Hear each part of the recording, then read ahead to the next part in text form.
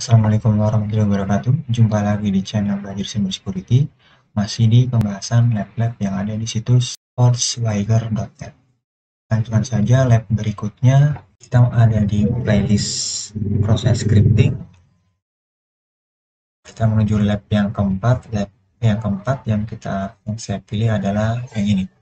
Exploiting cross-site scripting to capture password. Oke, kalau kita akses new tab. Ini dia pembahasan case-nya. Jadi sama seperti lab sebelumnya ya, lab 3 di playlist ini, bahwasanya untuk menyelesaikan lab ini secara online, kita membutuhkan book suite profesional karena kita harus menggunakan book collaborator.net yang merupakan salah satu feature yang ada di book suite profesional. Tapi jangan khawatir teman-teman, sama seperti lab berikutnya, kita akan develop lab ini secara offline ya, di laptop kita masing-masing menggunakan source code yang sudah saya siapkan. Ini source code-nya ada di GitHub saya di XSS Steel Password. Nanti bisa rekan-rekan download, bisa menggunakan git clone dengan link ini atau download file dengan format zip. Nanti kita jalankan menggunakan web server yang built-in ada di PHP ya. Jadi karena kan harus menginstal PHP. Nah di sini saya menggunakan ini ya, bundle aplikasi SAM ya. Sini kan bisa download. Walaupun nanti kita gunakan hanya PHP-nya saja, karena nanti database-nya kita menggunakan SQLite 3. Oke, itu aja. Ini saya sudah download filenya ya. Saya letakkan di folder web. Ini ada di folder desktop saya. Ada beberapa yang harus kita konfigurasi, yaitu di file config.php. Ini saya sudah buka folder webnya melalui Visual Studio Code. Kalau rekan config.php, jadi nanti diubah ya, URL-nya disesuaikan dengan IP laptop rekan-rekan masing-masing.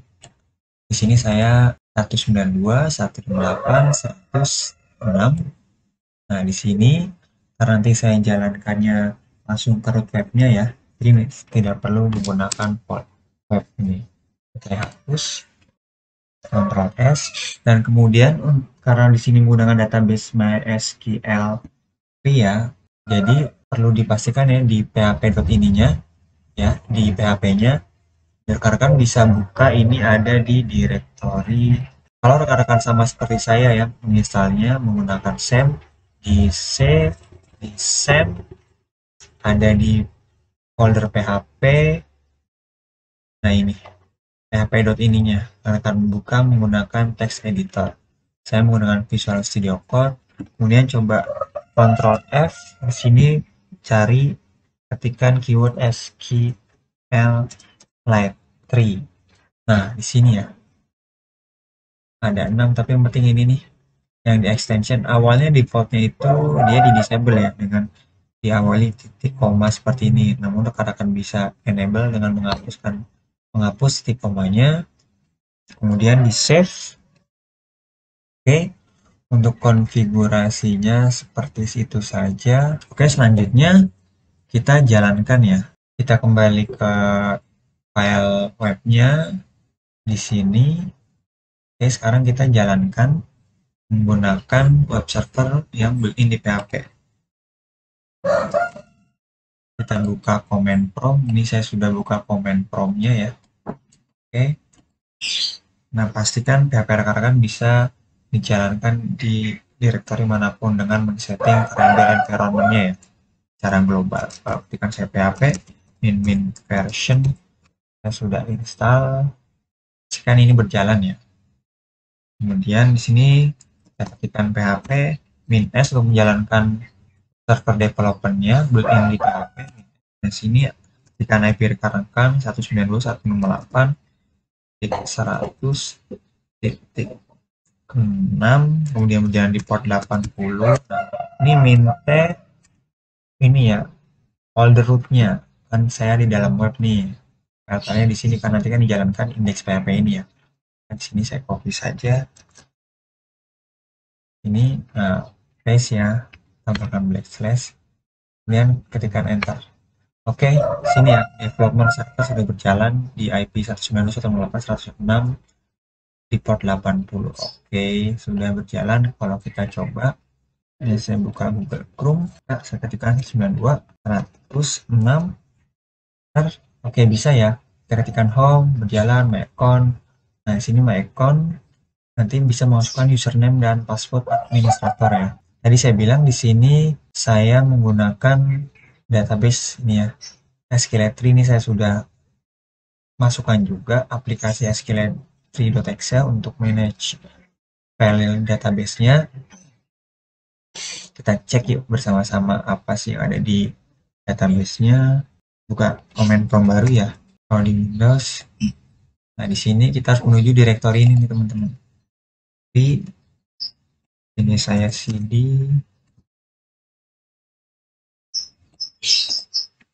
enter. Oke, sudah. Pastikan lagi dir benar ya ada di sini. Saya bersihkan dulu. Cara menjalankannya cukup ketikkan SQL type 3. Ya berhasil ya. Ini akan berhasil kalau ada aplikasi ini nih di direktorinya SQL3exe. Kemudian kita buka atau akses file database ini users.db dan ketikkan open nama file database-nya users.db. Kalau kita kan, nah, ini dia teman-teman ya. Udah, nah sekarang kita lihat ada tabel apa aja. Tables, diawali titik, enter. Nah, ada tabel comments dan user. Kalau tabel users, cara melihatnya coba ke schema, tabelnya users. Nah, ini ya, ada 3 kolom. Ada ID, username, dan password. Atau kita juga bisa menggunakan komen ini ya. Table info, masukkan nama tabelnya, tanda kutip users, di koma, enter. Nah ini ya, lebih terlihat jelas ada 3 kolom, kolom ID, username, dan password. Apa aja isinya, select, bintang, from tabel users, username admin dengan passwordnya ini ya, administrator. Kalau kita copy passwordnya, kita coba login ya ke website tadi. Ini admin, passwordnya login, berhasil ya. Kita berhasil login, welcome admin, dan lakukan lagi kembali. Kemudian komennya, kalau berkomen kita yang ini aja lebih jelas terlihat. Komen s enter. Nah ini dia ada 5 kolom, ID, name, email, website, komen ya. Kalau kita lihat isinya ada apa aja. Komen. Nah ini teman-teman ya, ini komen-komennya isinya. Sekarang kita coba kembali ke websitenya. Kalau kita ke home, kita coba komen. Nah ini nih yang tabel inputan untuk ke tabel komen. Tulisan tes, name-nya tes, emailnya @mail.com, websitenya http.com. Post berhasil ya, dan ditampilkan. Kalau kita kembali cek lagi masuk tidak, kayak masuk nih ya, test@email.com http dan tes. Ya, lab sudah siap. Sekarang kita jalankan skenario nya. Sini sekarang saya buka browser Mozilla Firefox.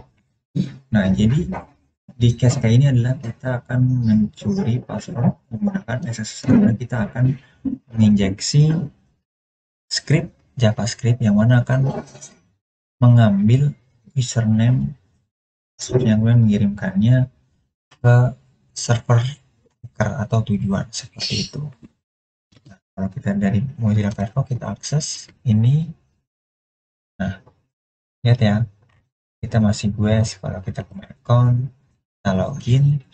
Nah vulnerability-nya ada di adanya password manager di browser. Kalau misalnya coba nih ya, saya ketikkan ini teman-teman, kemudian ini saya masukkan passwordnya tadi. Kalau kita login, nah ini berhasil teman-teman, dan lihat ada pop up nih, save login for http. Ini salah satu fitur ya di browser. Ini kalau ini kebetulan di Firefox seperti ini tampilan pop-up. Nah, kita mau save nih, misalnya kita save ya. Save, kita logout nih teman-teman. Lihat, kalau kita logout, ini langsung lihat formnya langsung masuk ya. Kalau misalnya kita reload misalnya, kita langsung masuk. Itu kenapa? Karena kalau di Firefox ini sini ya, paling kanan pojok kanan baris 3 ini kalau kita ke password. Nah, di sini ada fitur ini ya, ya sebutannya password manager lah. Di dalam sudah ada di setiap browser ini di Firefox. Nah, lihat nih, tersimpan ya websitenya ini. Ketik dia mendeteksi nih kalau ada, ini biasanya ini ya, tag nama di formnya ya, username, password, dia otomatis memasukkannya seperti itu teman-teman. Kalau ini kita hapus, misalnya kita hapus ya, remove, kita reload, tidak langsung otomatis teman-teman. Nah tadi ya, ini kalau coba kita inspect elemen, jadi browser itu mendeteksi ada nggak form input yang bernama username dan password. Ini login.php, ini responnya, bentuk source code-nya, biar lebih enak. Nah ini teman-teman ya, dilihat nih source code-nya HTML-nya. Nah ini ada input, namanya username, ini yang terdeteksi di browser, input, ini password, seperti itu. Maka ketika kita ketikkan ini admin, ini passwordnya, kalau kita login, oke, ini kita save teman-teman ya, save. Nah ketika logout, nah otomatis ya diisikan seperti itu. Nah tapi tiap browser berbeda-beda ya. Oke, contoh misal saya buka Chrome, ini Chrome ya, saya ketikkan juga 192.6, ini my account. Kalau saya ketikkan admin tadi dan passwordnya ini, login berhasil, dia tidak langsung muncul pop-up, tapi di sini ada nih teman-teman dikunci. Nah mau save nggak nih teman-teman? Kalau save, nah kita logout. Nah, kalau di Chrome dia tidak langsung mengisi, bukan tidak, karena di sini ada settingan security sih, karena dia melihat di sini browser domain ya yang dituju ini itu tidak secure karena tidak menggunakan HTTPS ya, tidak ada sertifikat seperti itu. Tapi di sini bisa karena kita ketikkan form inputnya, nah ini bisa, tapi manual yang harus dari kita, nggak langsung otomatis. Login, berhasil logout. Kita bisa lihat nih di sini di setting di password nih, di password. Nah ini teman-teman, ini beberapa ya yang saya save. Nah ini tadi 1.6, karena ini tidak HTTPS jadi dia tidak coba. Misalnya GitHub nih, GitHub saya misalnya, saya klik aja dia langsung login. Kalau saya logout, saya sign out ya teman-teman ya. Ini saya sign in nih, sign in. Nah lihat teman-teman ya, formnya langsung diisi karena dia mendetek elemennya ya. Sini ada inspect. Nah ini di mana nih dia? Nah di sini nih, ini lihat nih inputnya ya. Kalau di sini dia namanya login, kemudian di sini ini name-nya password, tapi dia langsung mendeteksi ya. Nah seperti teman-teman, kalau saya hapus ini misalnya, saya reload, otomatis diisi karena di sini HTTPS, jadi dia langsung otomatis mengisi karena dia anggap ini aman seperti itu. Ini case di Chrome. Jadi target kita adalah yang menggunakan Task Manager dan langsung otomatis saat dia menuju page-nya langsung terisi oleh browser seperti itu. Sekarang kita anggap kita sebagai ini ya, hackernya ya. Kita tetap menggunakan browser ini, nah kita akan menginjeksi di komen ini nih, agar tersimpan di database. Sama seperti lab ketiga ya. Nah, kita coba buka Volkswagen. Kita ke labnya ya, karena saya buat sama persis, ini scriptnya ya, yang kita injeksi. Kita copy saja, kita kembali ke sini, browser Mozilla Firefox, kita paste saja. Nah, di sini teman-teman ya, kita injeksi nih. Kalau kita nah di sini yang di website volkswagen.net itu ini ya, dia menggunakan berkolaborator sebagai server yang menerima nanti password yang berhasil dicuri. Nah, ini kita ganti teman-teman. Nah, kalau sebelumnya di Web3 kita develop server sendiri ya. Nah, sekarang kita menggunakan webhook ya, yang ada online, jadi kita tidak perlu mendevelopnya. Webhook, ketikkan webhook. Ini yang webhook.site. Sini udah otomatis ya, tidak perlu login. Ini temporary. Nah, sekarang kalian copy ini nih. Ini kembali ke websitenya, kita paste, ubah nih yang http ini sampai ini .net, push, tutup kutip, jangan sampai lupa, paste saja teman. Oke, sudah. Script ini adalah dia ini nih. Yang pertama ini dia membuat inputan tadi ya, username password ini. Kemudian ketika on-chain itu berarti ada masukan ya, ada masukan. Nanti dia akan mengirim nih dengan metode post. Dia mengambil username value-nya ya. Di sini username value dan this, kalau di sini ini maksudnya tag inputnya password. Mengirimnya kemana? Ke sini nih, webhook kita. Seperti teman-teman scriptnya. Sekarang kita masukkan namanya hacker bisa ini hacker@mail.com.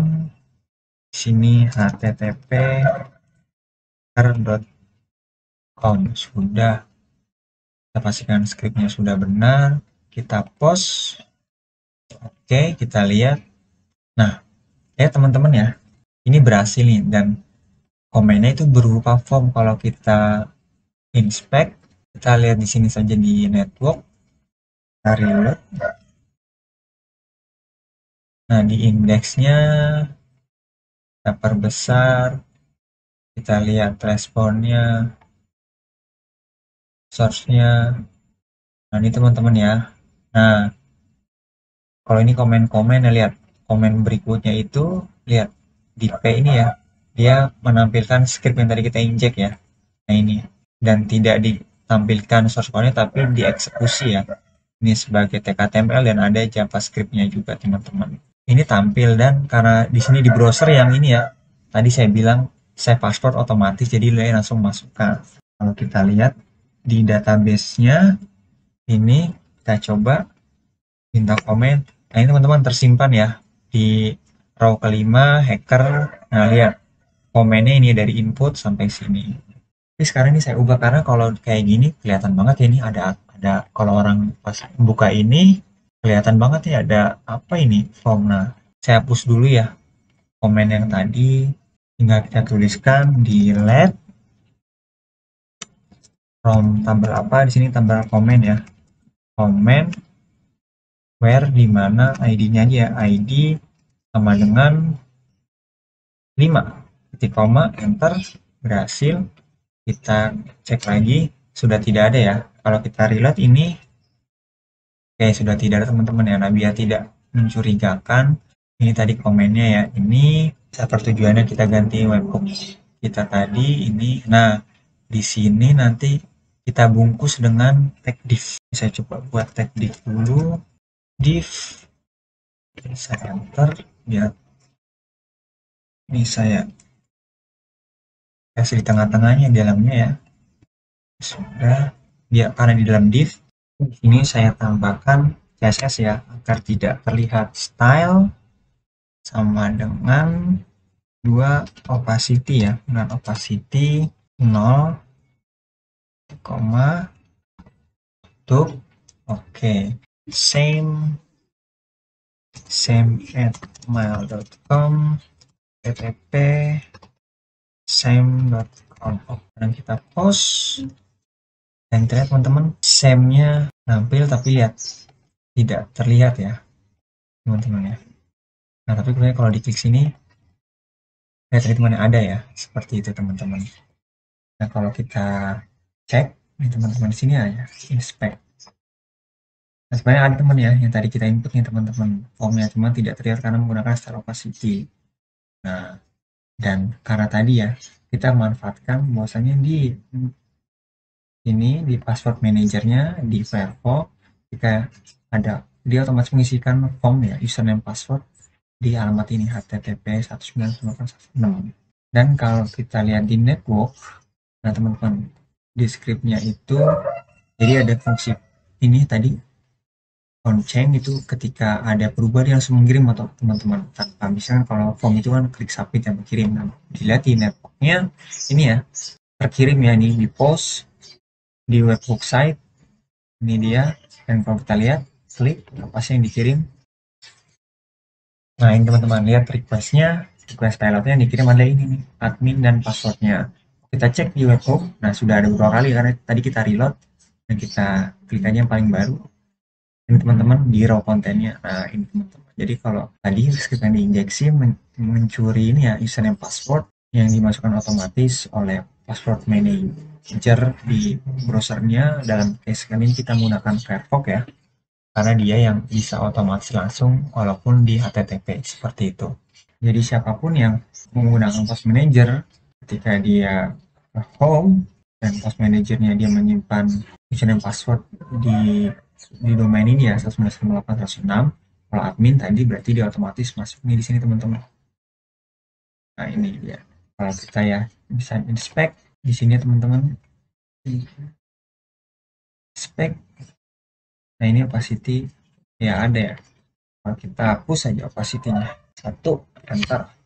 Nah tampil ya, kelihatan ya langsung diisi gitu. Karena kita mau opacity jadi tidak terlihat seperti itu, atau bisa diubah-ubah nih biar enggak apa namanya mencurigakan, digunakan stylenya misalkan dia ada di pojok atau kecil sekali juga bisa teman-teman.